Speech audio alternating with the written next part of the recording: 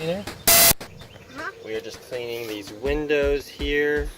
As you can see, the person, we have Sterling here helping us as well with the sills and whatnot, the frames, and he's also smaller than me because I'm a little girl too.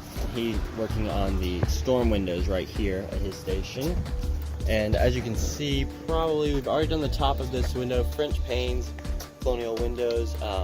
And the person who cleaned them last just did a really bad job. I don't know if you can see that, but that's just gunk left on the window. You can see squeegee marks all over the place, so it must have been a really quick job, I'm guessing, window gang, but... and they must have did it really quickly. Yeah, that's probably it. So that's just what we're working with today on a Saturday, just getting it cleaned up.